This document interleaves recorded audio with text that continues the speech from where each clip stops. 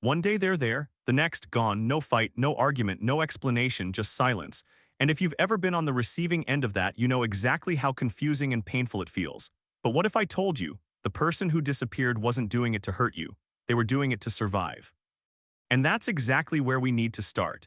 Because before we judge the person who disappeared, before we label them as cold, distant, or emotionally unavailable, we need to understand something fundamental about human psychology.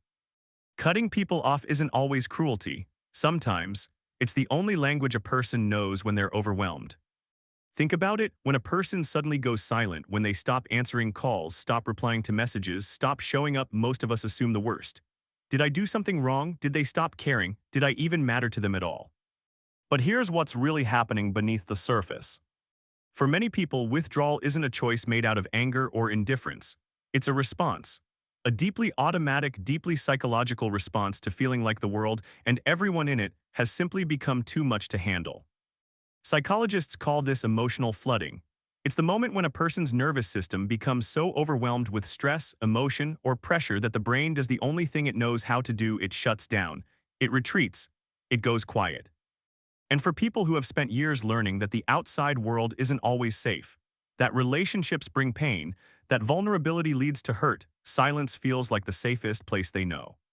So they disappear, not because they don't care, but because they care so deeply and feel so much that they have no idea how to stay. And it raises one critical question: where does this behavior actually come from? The answer, as you're about to find out, starts much earlier than most people expect. It starts in childhood. Now here's where it gets deep. And I need you to stay with me, because what I'm about to say might make you see yourself or someone you love in a completely different light. Nobody is born wanting to disappear. Let that sink in for a second. No child comes into this world deciding, I'm going to shut people out, I'm going to go silent, I'm going to make the people who love me feel invisible. That's not instinct, that's not personality, that's not just the way some people are. That's a learned response, and it was learned in a place most of us never dare to look: childhood.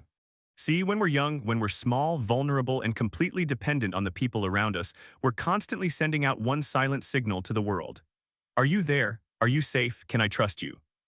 And what happens next shapes everything. For some children, the answer they receive is warm, consistent, loving: yes, I'm here, you're safe, you matter. And those children grow up with something called secure attachment, a deep, unshakable belief that relationships are safe, that people can be trusted, that it's okay to stay. But for others, the answer they receive is very different. Maybe the parent was emotionally unavailable, present in the room but completely absent in spirit. Maybe love in their household was conditional, given when they performed well, withdrawn when they didn't. Maybe they grew up in an environment where expressing emotion was met with anger, dismissal, or silence. So what does a child do with all of that pain? They adapt, because that's what children do. They are the most resilient, most heartbreaking little survivors on the planet. They take the broken environment around them and they build something out of it. They build walls, they build distance, they build silence. And here's the part that will truly change how you see this behavior forever. That child didn't build those walls because they were weak. They built them because those walls worked. Pulling away protected them. Going quiet kept them safe. Disappearing meant they couldn't get hurt.